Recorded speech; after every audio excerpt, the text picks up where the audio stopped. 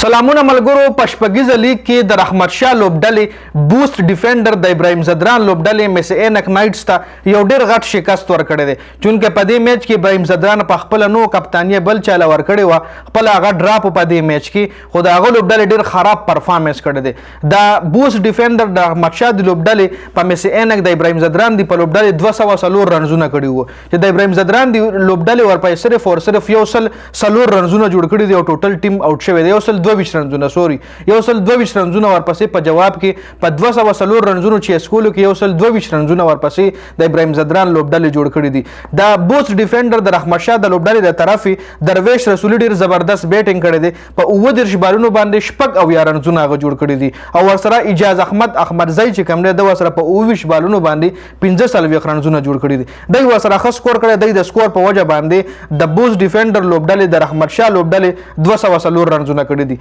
مکمل سکور کارت طرف ته کوم لاړ شو تاسو له سکرین باندې ښکاري لومبنی بیټینګ چې کوم دی بوست ډیفینډر کړی دی 204 رنزونه شپږ کلاډیان یې اوټو محمد اکرم د سره په 9 بالو 11 رنزونه اوپنران ناکامه شوي دي حضرت الله زئی په 0 بال 0 رن اوټ شو غریب سټرایک هم وای نشته سټرایک ته هم نه درېدو او اوټ شو رن اوټ شو رحمت شاه کپتان په 15 بالو 19 رنزونه محمد شهزاد په 21 بالونو 22 رنزونه محمد شهزاد د افغانستان وکټ کیپر بیټسمن دی عبدالهادي په 3 بالو 0 رنزونه دی هم ناکامه شوی دی خو دلته بیا درویش رسولي او اجاز احمد ډیر زبردست بیټینګ وکړو ډیر ښکلی پارټنرشپ یې بلډ کو په 29 بالونو شپږ اویا رنزونه درویش رسولي جوړ کړل او اجاز احمد په 29 بالونو 15 رنزونه نور احمد په 9 بالو 14 رنزونه جوړ کړي دي ټوټل سکور 204 شپږ کلاډیان اوټ شل اورونه مکمل دی واخلي دي د ابراهیم زدران دی د لوبډلې د طرفې نسیم منګل سلور اورونو کې او کم سلويخ یو وکټه ضیاء الرحمن هم ایکسپنسو ثابت شوی سلور اورونو کې سلور سلويخ وکټ نشته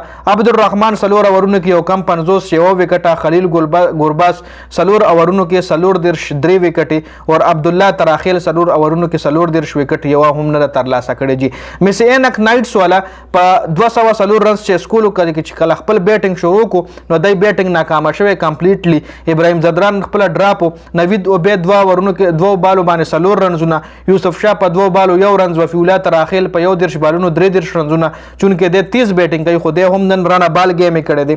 افزر زدی په 12 رحمان الله په 1 بال 0 نبی په 14 نور لس رنزونه جوړ کړي ناصر جمال په 14 9 عبدالرحمن په 3 بالو 1 عبد الله تراخیل په 23 بالونو 10 ضیاء الرحمن په 9 بالو 3 ګورباس په 1 بال 0 رن جوړ کړي خلیل ګورباس د جیدا کوم ورپسې بیا بالینګ وګورو د بوست ډیفینډر د رحمت شاه بالینګ نو فرید احمد ورسره 3.2 اورونو کې یو کم 2 وکټې ټولو بالرانو ورسره ښکلی بالینګ کړی سمیع الله هم 3 اورونو کې 15 2 وکټې نصیر خان مروفخیل سلور اورونو کې 21 2 وکټې عبدالباقي سلور اورونو کې شپږ 1 وکټه نور احمد سلور اورونو کې 15 2 وکټې او د ابراهیم زدران د ټوټل لوبډلې 122 رنزونه جوړ کړي دي او دا میچ ډېر په اسانه باندې د رحمت شاه لوبډلې بوست ډیفینډر په 2 رنزونو باندې وګټلو جی نو دا مکمل سکور کارت خپل رائے په کمنټ کې شریک کړئ د ویډیو کتلو ډیره زیاته مننه جی والسلام